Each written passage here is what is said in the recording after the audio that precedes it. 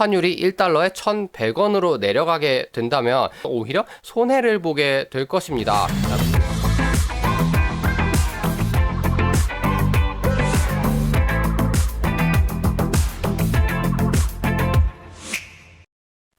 여러분 안녕. 자, 이번 시간에는 우리가 투자를 할 때 고려해야 할 환율의 영향에 대해서 살펴보는 시간을 갖도록 하겠습니다. 환율이라는 것은 경제에 큰 영향을 미치는 주요한 변수의 하나라고 할 수가 있겠죠. 하지만 환율이 구체적으로 어떠한 방식으로 경제에 영향을 미치고 우리의 투자 결정에 영향을 미치는지에 대해서는 조금 복잡하게 생각해 볼 필요가 있겠는데요.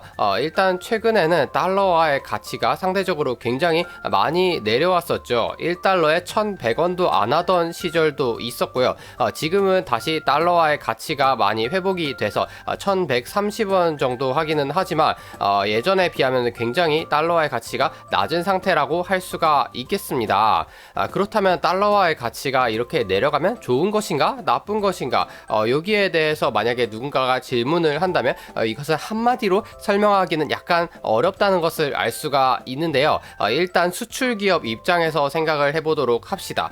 만약에 한국에서 어떤 수출품을 100만원에 생산해서 미국으로 가져가서 이것을 1,000달러에 파는 수출기업이 있다고 쳤을 때 이 기업은 만약에 1,000달러를 한국으로 환전해서 들고 간다면 130만원으로 환전이 되므로 30만원의 차액을 볼 수가 있을 것입니다. 1달러가 1,300원일 때를 말하는 것이죠. 그런데 1달러가 만약에 1,100원으로 떨어지게 된다면 이 1,000달러를 환전했을 때 110만원 밖에 손에 쥘 수가 없죠. 따라서 수익금이 30만원에서 10만원으로 3분의 1 토막이 나게 됩니다. 이 정도로 수출기업 입장에서는 환율이 치명적인 영향을 미칠 수 있다는 것이고, 구체적으로는 달러의 가치가 올라가고 원화의 가치가 내려가는 쪽이 수출기업 입장에서는 유리하다고 할 수가 있겠습니다.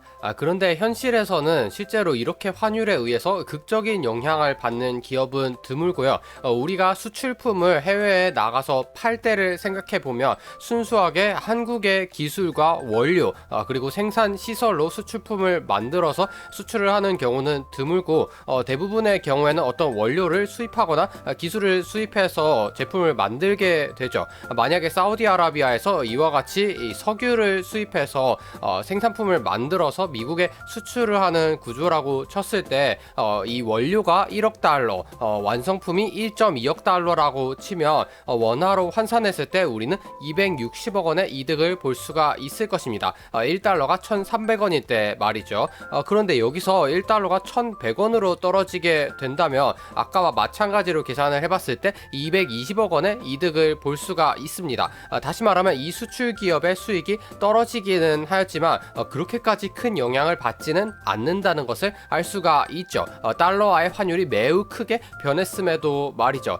다시 말하면 이렇게 가공무역을 하는 업체의 경우에는 은근히 이 환율의 영향을 적게 받을 수도 있는데요. 실제 회사의 경우에는 아까 보여드렸던 이 자체적인 생산과 가공무역의 중간 정도의 위치에서 생산품을 만드는 것이 대부분일 것이기 때문에 원자재 가격이 하락하면서 완성품의 판매 대금이 줄어드는 것을 상쇄하는 효과와 인건비 등의 이 자체적인 비용이 그대로 나가면서 상쇄가 되지 못하는 부분이 서로 교차해 있다고 생각하시면 되겠습니다. 한편으로는 이 수입 물가는 수출 기업의 입장과는 굉장히 반대로 움직인다는 것을 알 수가 있는데요. 우리가 똑같은 원화 가치의 월급을 받더라도 수입 물가가 변동한다면 실질적으로 느껴지는 급여는 달라질 수가 있겠죠. 물론 국산품만 쓰면 되지 않냐고 반문할 수도 있지만 우리는 이미 수입품과는 뗄래야 뗄 수 없는 관계를 맺고 있죠. 석유나 농축산물은 말할 것도 없고 이 국산품을 생산하는 데 쓰이는 장비라든가 우리가 일상에서 소모하는 컨텐츠들도 모두 외국에서 생산돼서 우리가 소비하는 것들이 많기 때문에 이러한 수입 물가는 우리의 실질 급여에 영향을 준다고 할 수가 있겠고요. 더 구체적으로 말하자면 수출 기업과는 반대로 이 달러의 가치가 내려가고 원화의 가치가 올라가야지 물가가 싸지면서 실질적인 이 생활이 윤택해진다고 할 수가 있겠죠. 자, 이러한 두 가지 측면에서 봤을 때 우리는 환율이 어떤 일정한 지점으로 수렴할 수가 있다는 것을 생각해 볼 수가 있을 텐데요. 예를 들면 한국에서 해외로 수출하는 양이 수입하는 양보다 지속적으로 많다면 어떠한 일이 일어날까요? 당연히 달러가 한국 쪽으로 계속해서 흘러들어오게 되겠죠. 그렇다면 수출기업 입장에서는 달러화를 대량으로 들고 와서 원화로 환전해 달라고 할 것이고요. 이렇게 원화로 계속해서 환전을 해주게 된다면 원화의 가치가 상승하는 것은 당연한 결과라고 할 수가 있겠죠. 결론적으로 이렇게 된다면 수출이 줄어들고 수입이 늘어나는 결과를 초래하게 됩니다.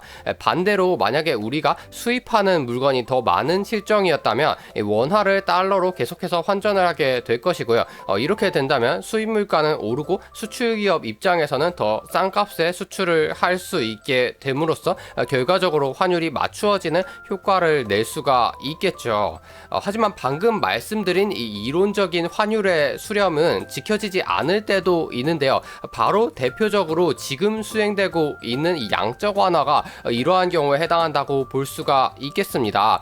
만약에 이 왼쪽 그림과 같이 이 원화와 달러가 계속해서 환전이 되고 있는 상황이었는데 갑자기 미국만 양적 완화를 해서 달러화의 물량만 엄청나게 늘어나게 된다면 같은 원화로 달러를 많이 살 수가 있겠죠. 이것이 당연한 것이고요. 미시적으로 보자면 이렇게 달러가 많이 풀렸기 때문에 수출 기업 입장에서는 같은 값의 물건을 내놔도 달러를 들고 물건을 사려고 하는 이 미국 사람들이 많아지게 되겠죠. 그렇게 되면서 자연스럽게 수출이 늘어나고 달러화를 원화로 바꾸게 되면서 원화의 가치가 높아지는 효과가 난다고 볼 수가 있겠습니다. 이러한 점 때문에 일반적인 상황에서는 이 원화의 가치가 올라가고 달러가 내려가는 것은 수출 기업 입장에서 안 좋은 소식이라고 아까 말씀을 드렸는데요. 이와 같이 양적 완화를 통해서 수출이 견인하는 환율의 변동을 반대로 생각해 볼 필요가 있다고 볼 수가 있겠죠. 한편으로는 우리가 수출 기업의 실적과 같은 간접적인 요인이 아니라 우리의 주식 투자에 있어서 직접적으로 환율이 미치는 영향 또한 생각해 볼 수가 있겠는데요. 예를 들자면 주가가 300달러인 어떤 회사의 주식 한 주에 투자를 했다고 합시다. 1달러가 1,300원이었다면 이 사람은 39만 원을 투자한 셈이 되겠죠. 그런데 주가가 무려 10%나 올라서 이 회사가 330달러가 되었다 하더라도 환율이 1달러에 1,100원으로 내려가게 된다면 원화로 환산했을 때 이 사람의 자본 규모는 36.3만 원이 되어서 오히려 손해를 보게 될 것입니다. 물론 이것은 양면성이 있어서 오히려 환율이 1달러에 1,400원으로 올라가게 된다면 주가 이상으로 큰 수익을 볼 수 있는 가능성 또한 존재하겠죠. 따라서 해외 주식에 투자를 하시는 분들은 이러한 환율의 변동을 주시하고 계실 필요가 있겠는데요. 이러한 환율의 골칫거리를 해결하기 위해서 나온 기법이 바로 환해지라고 하는 것입니다. 환해지라는 것은 아까 보여드렸던 것과 같이 이 주가의 흐름을 맞추었음에도 불구하고 손해를 볼 수 있는 가능성을 차단하고자 하는 시도라고 할 수가 있겠는데요. 예를 들자면 이 해외 주식인 애플과 함께 달러 인버스 ETN을 샀다고 해봅시다.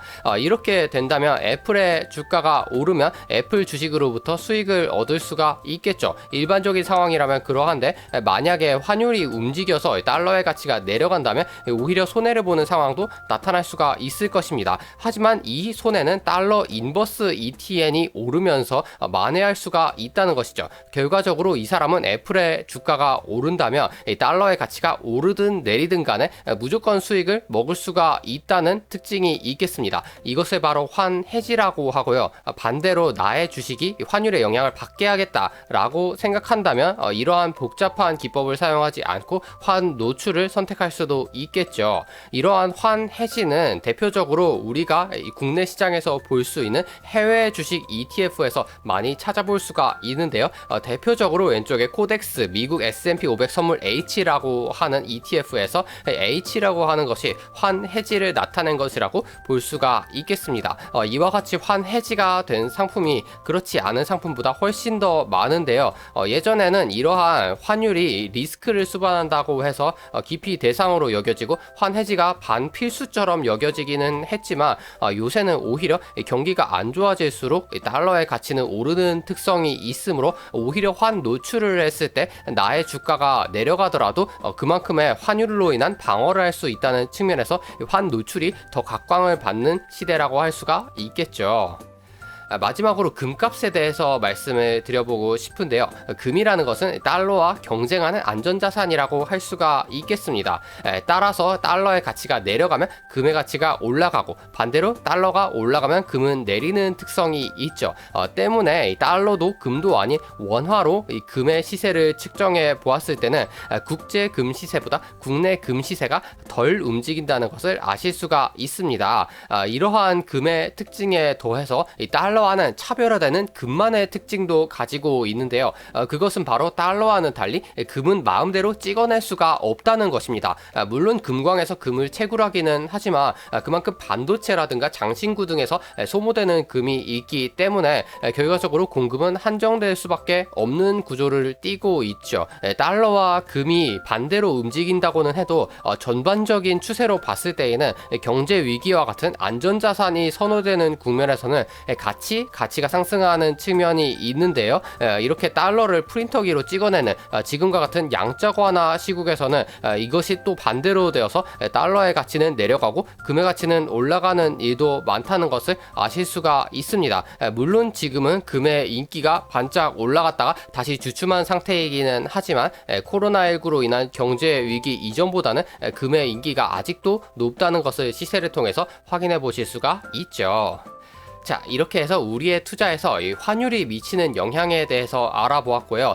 이를 통해서 이 환율의 움직임에 따라서 우리가 포트폴리오를 어떻게 가져가야 할지 이러한 가치 판단의 고려 대상으로 삼을 수 있게 되셨기를 기대합니다. 그럼 오늘의 영상은 여기까지이고요. 다음에도 유익한 영상으로 만나요. 안녕.